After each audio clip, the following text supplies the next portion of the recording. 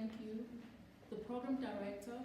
I would also like to acknowledge the colleagues, the deputy minister, the premiers, heads of departments, leaders of the teacher unions, and leadership of the government bodies that are working very hard to make our educational system the best. As the Minister of Education, it is my duty to make sure that we achieve the best result. As according to the National Education Policy Act 27 of 1996, determination of National Education Policy by Minister, Section 3(1). The Minister shall determine national education policy in accordance with the provision of the Constitution in this Act.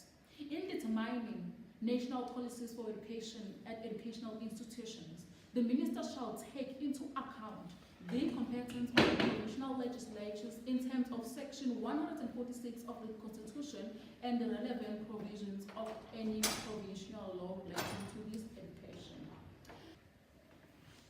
As according to the National Education Policy Act 27 of 1996, determination of national education policy by Minister, Section 3(1).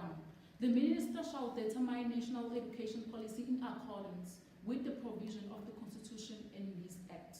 In determining national policies for education at educational institutions, the Minister shall take into account the competence of the provincial legislatures in terms of Section 146 of the Constitution and the relevant provisions of any provincial law relating to this education.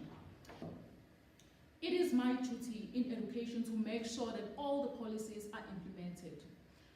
I start from language of instruction in our education system. As the Minister of Education, I believe that mother tongue education should be implemented.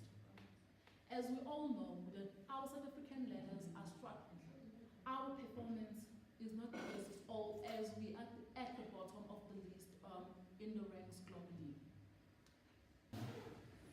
As I touched on the implementation of policies, in our South African policies, one of them is the South African Constitution, RSA 1996. According to this policy, Section 1 says that the Republic of South Africa is one sovereign democratic state founded on the value of C, supremacy of the Constitution and the rule of law. According to Section 2, supremacy of Constitution. This Constitution is the supreme law of the Republic, law or conduct inconsistent with it invalid, and obligations imposed by it must be fulfilled. My duty as a Minister of Education is to make sure that all these laws and principles are fulfilled. So when we go back to mother tongue education, it is stated in the South African Constitution that learners should be taught in the language of their choice. I quote, Section 6 of the Constitution states that the official languages of the Republic of South Africa are Sepedi, Sesotho, Setswana, Seswati, Tshivenda, Tonga, Afrikaans, English, isiNdebele, isiXhosa, and isiZulu. And we all know that these are not just the languages that we have in South Africa. These are just the 11 official ones. On top of these 11 languages, we have 24 more languages that are mother tongues of children that goes to education schools. To quote a few, Tamil and Hindu. These peoples, they're expected to sit in a class where they have to be instructed in a second language that they do not speak, and they're expected to excel academically, which is just impossible. Section 29(2) of the Constitution deals with specifically the education in one's preferred language and stipulates as follows. Everyone has the right to receive education in the official language or languages of their choice in public education institution, where that education is reasonably practicable. In order to ensure the effective access to and implementation of the rights, the state must consider all reasonable educational alternatives, including single medium institution, taking into account equity. According to studies and research, it is proven that when a child's mother tongue is developed, it is easy for them to learn a second language, therefore they perform better academically. And I, as the Minister of Education, it is my duty to make sure that our rates academically improve. So the only way, or one of the ways to fulfill that, is by implementing mother tongue education. Another issue in our education system is that 500,000 of learners are expelled. Yet, the South African Schools Act 84 of 1996, under admission to public schools, states that a public school must admit learners and save their educational requirements without unfairly discriminating in any way. It also states that in determining the placement of a learner with a special educational needs, the head of department and the principal must take into account the rights and wishes of the parents of such a learner. These policies are written in black and white, but they are not being reinforced. The problem here is that the teachers are not well trained to teach learners that are living with disabilities or who's got special needs.